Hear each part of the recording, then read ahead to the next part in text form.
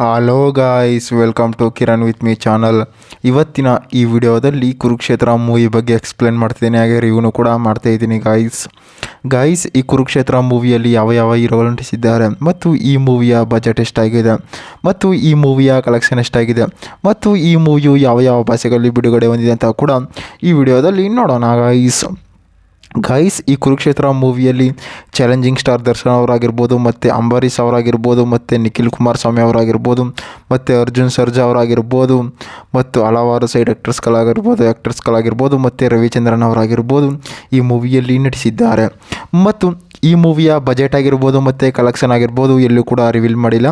ಮತ್ತು ಈ ಮೂವಿಯು ಒಂದು ಥ್ರಿಲ್ಲಿಂಗ್ ಮೂವಿಯಾಗಿ, ಎಂಟರ್ಟೈನ್ಮೆಂಟ್ ಮೂವಿಯಾಗಿ ತೆರೆಗೊಂಡಿದೆ ಅಂತ ಕೂಡ ಹೇಳ್ಬೋದು. ಮತ್ತು ಈ ಕುರುಕ್ಷೇತ್ರ ಮೂವಿಯು ಕನ್ನಡ ಮೂವಿಯಾಗಿದೆ ಅಂತ ಕೂಡ ಹೇಳ್ಬೋದು ಗೈಸ್. ಮತ್ತು ಈ ಕುರುಕ್ಷೇತ್ರ ಮೂವಿಯಲ್ಲಿ ಸಾಂಗ್ಸ್ಗಳಾಗಿರ್ಬೋದು, ಮತ್ತು ಎಡಿಟಿಂಗ್ಗಳಾಗಿರ್ಬೋದು, ಡೈಲಾಗ್ಗಳಾಗಿರ್ಬೋದು ಈ ಮೂವಿಯಲ್ಲಿ ಸಖತ್ತಾಗಿ ಕೂಡ ಕೊಟ್ಟಿದ್ದಾರೆ. ಮತ್ತು ಈ ಮೂವಿಯ ಡೈರೆಕ್ಟರ್ ಆಗಿರ್ಬೋದು ಮತ್ತು ಪ್ರೊಡ್ಯೂಸರ್ ಆಗಿರ್ಬೋದು ಈ ಮೂವಿಯಲ್ಲಿ ಸಖತ್ತಾಗಿ ಕೂಡ ಬಿಡುಗಡೆ ಮಾಡಿದ್ದಾರೆ ಅಂತ ಕೂಡ ಹೇಳ್ಬೋದು. ಮತ್ತು ಈ ಮೂವಿಯ ಸ್ಟೋರಿ ನೋಡೋದಾದರೆ, ಈ ಮೂವಿಯ ಕುರುಕ್ಷೇತ್ರ ಅಂತ ಟೈಟಲ್ ನೋಡಿದಾಗ ಅನಿಸುತ್ತೆ ನಿಮಗೆ ಕುರುಕ್ಷೇತ್ರ ಮೂವಿಯಲ್ಲಿ ಯಾವ ರೀತಿ ಇರುತ್ತೆ ಮತ್ತು ಕುರುಕ್ಷೇತ್ರ ಹೆಂಗಿರುತ್ತೆ ಅಂತ ಕೂಡ ಈ ಮೂವಿಯಲ್ಲಿ ಎಕ್ಸ್ಪ್ಲೇನ್ ಮಾಡಿದ್ದಾರೆ.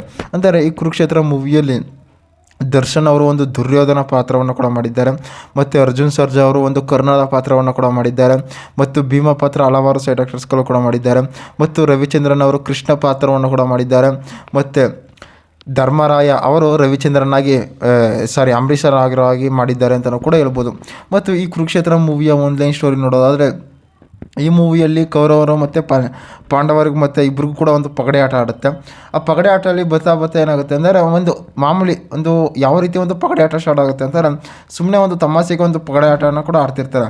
ಆ ಪಗಡೆ ಆಟ ಬಂದು ಒಂದು ಸೀರಿಯಸ್ ಆಗುತ್ತೆ, ಮತ್ತು ಸೀರಿಯಸ್ ಆಗಿ ಹೇಳಾಗ್ತಾರೆ.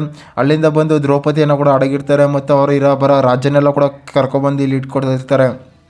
ಮತ್ತು ಅವರ 5 ಸೀಟನ್ನು ಕೂಡ ಪಂಚಪಾಂಡವರ ಕಿರೀಟಗಳನ್ನೆಲ್ಲ ತಗೊಬಂದು ಅಂತಾರೆ ದುರ್ಯೋಧನ ಅವರ ಕಾಲಡಿಯಲ್ಲಿ ಇಟ್ಕೊಂಡಿರ್ತಾನೆ.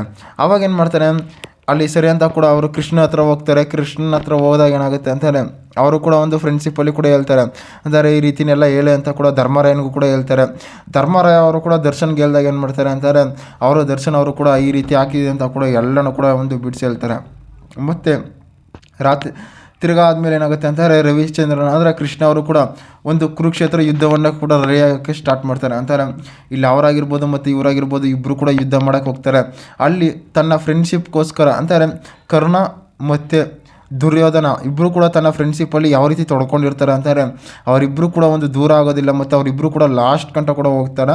ಅಲ್ಲಿ ಪಂಚಪಾಂಡವರು ಕೂಡ ಗೆಲ್ತಾರೆ ಅಂತ ಕೂಡ ಹೇಳ್ಬೋದು ಗೈಸ್. ಮತ್ತು ಈ ಕುರುಕ್ಷೇತ್ರ ಮೂವಿಯು ಒಂದು ರಾಕ್ಲೈನ್ ವೆಂಕಟೇಶ್ ಅವರು ಕೂಡ ಈ ಮೂವಿಯಲ್ಲಿ ಬಿಡುಗಡೆ ಮಾಡಿದ್ದಾರೆ ಅಂತ ಕೂಡ ಹೇಳ್ಬೋದು. ಮತ್ತು ಈ ಮೂವಿಯ ಪ್ರೊಡ್ಯೂಸರ್ ಆಗಿರ್ಬೋದು, ಡೈರೆಕ್ಟರ್ ಆಗಿರ್ಬೋದು ರಾಕ್ಲೈನ್ ವೆಂಕಟೇಶ್ ಅವರಾಗಿರ್ಬೋದು ಅಂತ ಕೂಡ ಹೇಳ್ಬೋದು ಗೈಸ್. ಇದೇ ರೀತಿ ಮೂವಿ ಅಪ್ಡೇಟ್ಗಾಗಿ ಕಿರಣ್ ವಿತ್ ಮೀ ಚಾನಲ್ನ ಸಬ್ಸ್ಕ್ರೈಬ್ ಮಾಡ್ಕೊಳ್ಳಿ ಗೈಸ್.